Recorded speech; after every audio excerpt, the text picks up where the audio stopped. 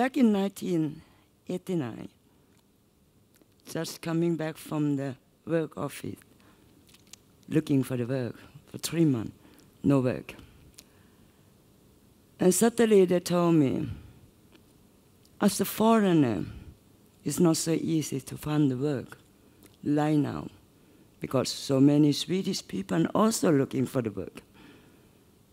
And I just decided, take someone out and bring someone in.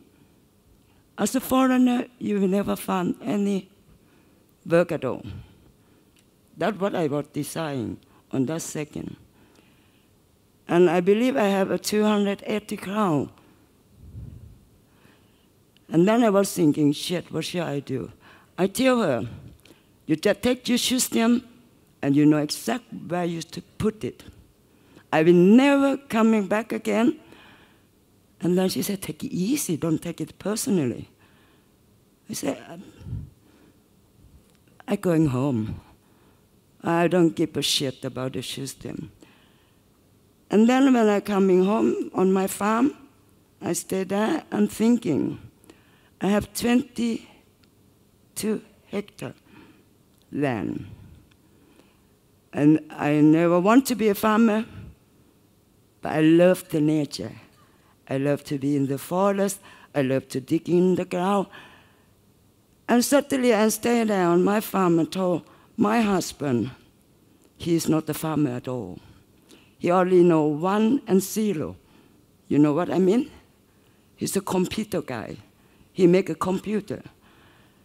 And I told myself, without any educated, I tell you, I learned English by the Radio Luxembourg in the 70s. And I never believe I will use it today. That is a lovely thing. Anyhow, I told my husband that I'm going to be the farmer, and I will try my best to earn the money of it. And then he said, I'm crazy. And he's not Swedish, he's from Norway. So you know what I mean. They are very special. He believed the money is coming from the sky, and I believe the money is coming from the earth. So we have two different thinking. Anyhow, time go by, I managed to learn. I learned a lot about how to plant. I learned a lot about the herb, the wine in Sweden, how to make tea, how to sell glass. It's a crazy thing. Anyhow, I used to pick a lot of plant Nestle. I don't know what it's in English word. But anyhow, I pick it 20 kilo, 30 kilo every day. You can imagine, I earn a lot of money. I pick, and then it's give me 3,500 for 1 kilo. This is 30 years ago. Anyhow, I told myself I would take that money and buy the seed and buy the earth and buy everything I need and just open the company. And everything going well. I have pig, I have cow, I have a workshop, I have a food cars, I'm making food and go out to the forest. I'm a mushroom teacher, certainly. And I love it. I love, because when you are in the forest with 2 empty baskets, just going there, and they welcome you. They don't say anything, they just green, or brown, or wet. You can feel everything when you're there. And after 1 hour, I got 10 or 20 kilo mushroom. Ooh, I'm a farmer. That is a lot of money. So everywhere I go, I see the money. Time go by, and I love my work. I managed to make a success and plant a vegetable that size. You say I'm crazy, yes? That size, 3 centimeters to 10 centimeters. A very lovely color and different color. I have something like 50 different kind of vegetable. It's going to the president dinner, a king dinner, or a high-card restaurant. And my work is very lovely. I don't stand up and working. I'm sitting and working. You can imagine that. Easy when you're coming from Asia. It's impossible if you're Swedish. Anyhow, I want to go back a little bit on my childhood. I'm coming from a very, very poor family with the mud dissolved on the ground, a bamboo bed, nearly no clothes or food. And Saturday, one day, I was 6 years, something like that, I found my father in the toilet.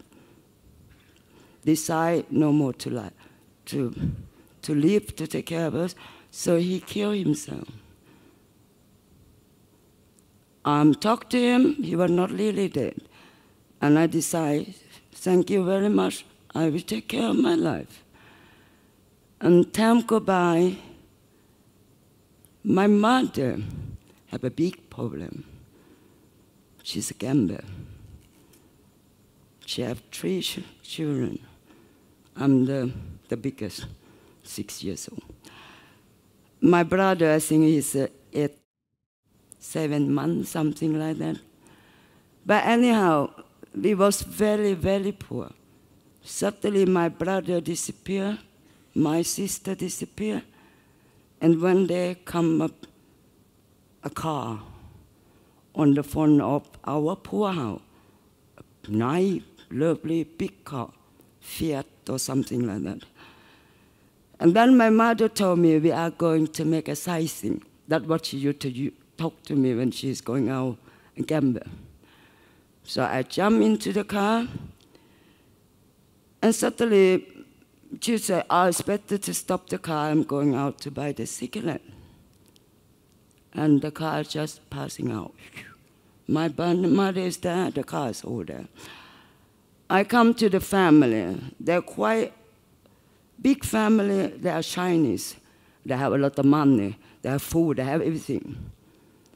And then I was thinking, oh, perhaps my mother was thinking, I need educated and then something like that.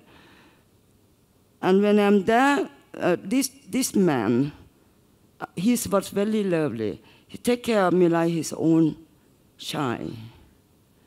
He sent me to the school. He gave me everything I need, but he's married with a woman who's like a bitch. You know what I mean? And then she started to smash me, bang on me, and everything what you can imagine. A nigger, that's what I will call, a nigger child, because I have a different color, and the Chinese people have, because they are white. And whatever. And then one day, this adopted father, I would like to say, he decided also to kill himself. 38 Magnum, that's it, because we have a gun shop. You see, this is crazy.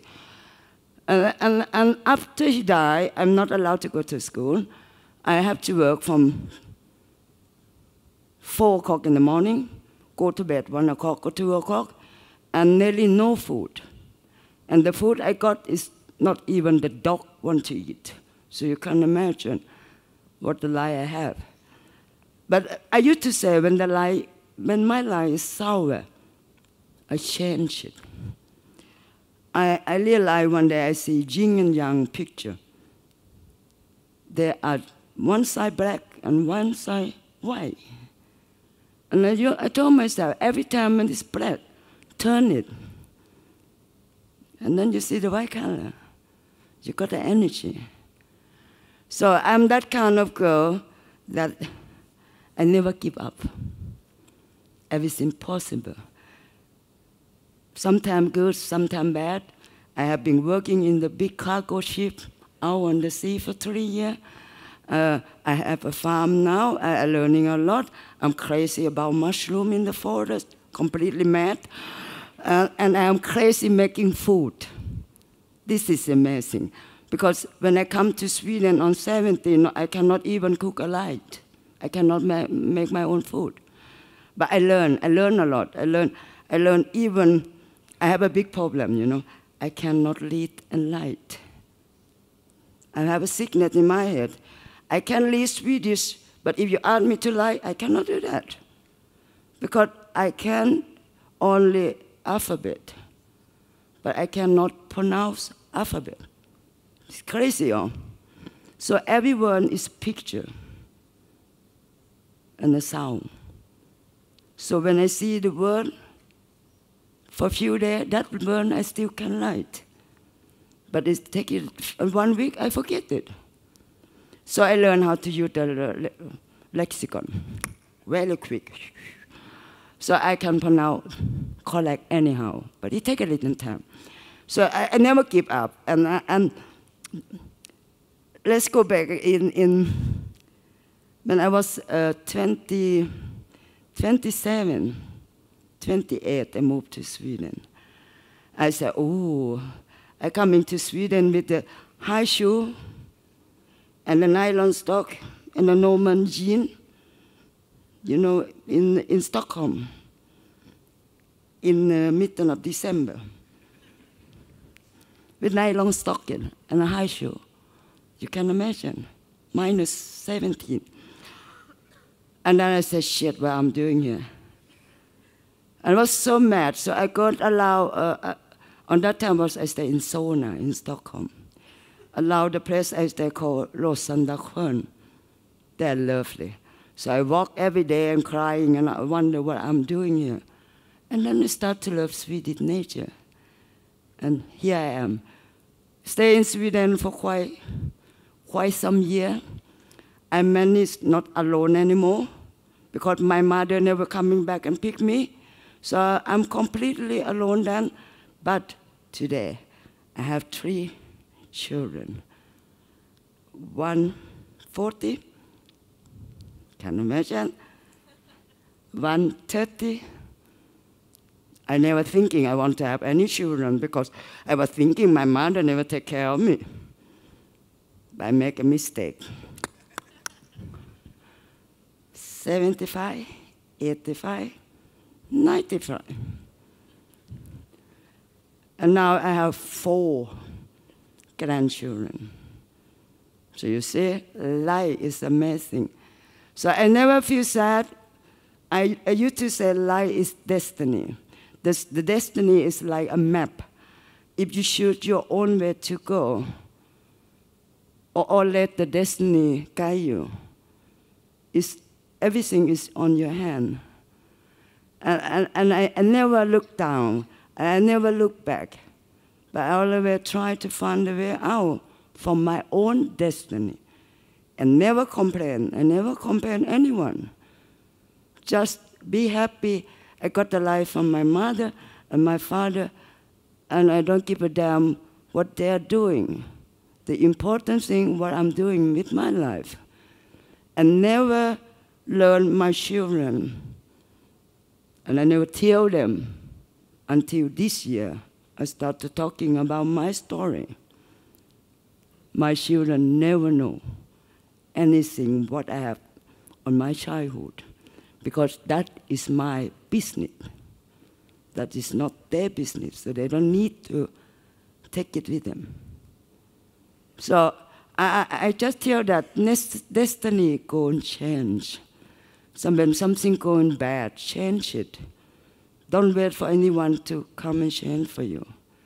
And karma, I believe in karma. If someone bad to me, I will make very good for them.